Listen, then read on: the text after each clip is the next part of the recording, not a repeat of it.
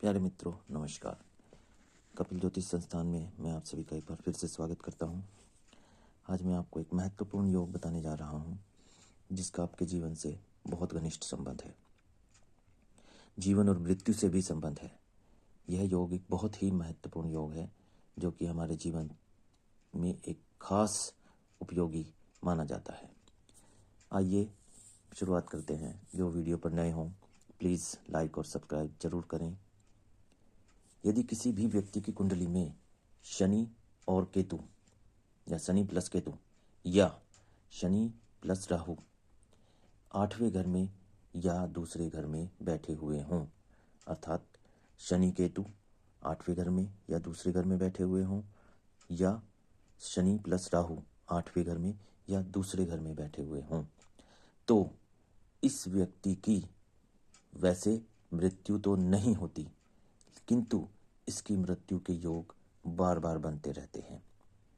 जैसे कि वह कहीं जा रहा है, एक भयानक एक्सीडेंट हो जाना, लेकिन उसमें से बच जाना। वह कहीं खड़ा है, उसके बराबर में कोई चीज़ गहरी आके गिर जाना, लेकिन उससे उसका बच जाना। उसको कोई बीमारी हो गई और बीमारी के बाद गंभीर बीमारी हो गई और उसके बाद भी वह बच जाता है। यह सब इस योग में बना रहता है कि इस योग के कारण मृत्यु तो नहीं होती, लेकिन मृत्यु के हालात जीवन में बार बार बनते हैं। तो मित्रों, इसका उपाय जरूर करना चाहिए। इसका उपाय भी मैं आपको बताऊंगा। अभी यदि ऐसा व्यक्ति हवाई के हालात बहुत अधिक बनाता है, यदि दूसरे घर में राहु प्लस केतु हो या केवल केतु हो, अगर केवल केतु है तो वह शुक्र को उच्च का कर देता है, अर्थात हमारे शुक्र को बढ़ा देता है। और इसका प्रभाव दूसरी जगह पड़ता है कि व्यक्ति का अपने घर के बाहर भी शारीरिक संबंध जरूर होता है, चाहे वह उसी शहर में हो चाहे दूसरे शहर में हो। व्यक्ति का दूसरी जगह भी संबंध जरूर होंगे। और यदि केतु 8वें में हो तो 8वें का केतु कड़वा बोलता है, उल्टा सीधा बोलता है और गुस्से में बोलता है, और उसकी भाइयों के साथ नहीं बनती, पुत्र के सुखों में भी कमी रहती है और इधर उधर भटकना पड़ता है, नौकरी बार बार छोड़नी और दूसरी जगह काम करना पड़ता है।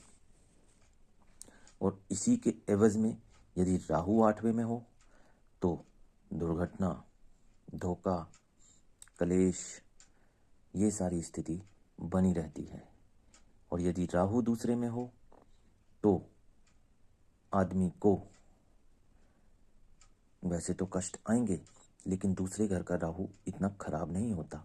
वह किसी किसी योग के कारण अच्छा भी बन जाता है और शुभ भी बन जाता है, लेकिन उसको हम स्वयं खराब कर लेते हैं यदि हम उसका उपाय नहीं करते हैं। इसका एक बहुत ही स्पेशल उपाय है कि आप जिस भी घर में रह रहे हों, उस घर में नॉर्थ वेस्ट की जो दीवार है, उस दीवार के साथ कभी भी किचन, टॉयलेट या कबाड़ नहीं होना चाहिए, अर्थात उसमें कुछ भी कबाड़ वगैरह नहीं रखा जाना चाहिए। और उसके साथ लगती हुई किचन, टॉयलेट या ये जो सीवर का हम गड्ढा वगैरह बना देते हैं, यह भी नहीं होना चाहिए। यदि हमने यह बना रखे हैं और दूसरे घर में हमारा राहु है, तो व्यक्ति को दुख पर दुख मिलते चले जाएंगे। और कभी कभी तो इतना दुख मिलेगा कि वह उसको अपना शहर तक छोड़ने की नौबत आ जाती है। तो इसलिए यदि दूसरे घर में राहु बैठा हुआ है तो व्यक्ति के नॉर्थ वेस्ट का दीवार बिल्कुल क्लियर होनी चाहिए और उसमें यह इसने नहीं करना चाहिए। कभी कभी दूसरे घर में बैठा हुआ ये ग्रह व्यक्ति को संन्यास भी ले देता है, और वह एकांत में जाकर भी बैठेगा नहीं, और यह एकांत में जाकर बैठेगा नहीं, वह सन्यासी बन जाएगा और सन्यासी बनकर भी इधर उधर भटकता रहेगा। तो इसलिए आपको यह जानकारी देनी बहुत ज़रूरी थी कि शनि प्लस केतु और शनि प्लस राहु दूसरे और 8वें घर में क्या संयोग करते हैं, कैसे हमें नुकसान पहुंचा सकते हैं, और अकेले बैठे हुए शनि और राहु, शनि और केतु और राहु अकेले अकेले बैठकर भी क्या क्या नुकसान पहुंचाते हैं। तो इसके लिए इनका उपाय करना बहुत ज़रूरी है। केतु के लिए तो आप काला सफ़ेद कंबल मंगलवार को या बुधवार को किसी भी दिन अपने सिर से 7 बार उतार कर किसी भी धर्म स्थान पर रख कर आ सकते हैं। राहु के लिए मैंने आपको बता ही दिया है। यदि शनि का है तो शनि के लिए आप तवा, चिमटा या अंगीठी इनमें से कोई भी एक चीज़ शनिवार के दिन दान जरूर करें किसी मांगने वाले को, और 3 शनिवार तो जरूर करें। तो आशा है मित्रों मेरे द्वारा दी गई जानकारी आपको पसंद आएगी और मैं आगे भी आपको ऐसी ही जानकारी देता रहूँगा। तो मित्रों चैनल को लाइक ज़रूर करें, सब्सक्राइब ज़रूर करें। तब तक के लिए धन्यवाद। जय श्री राम।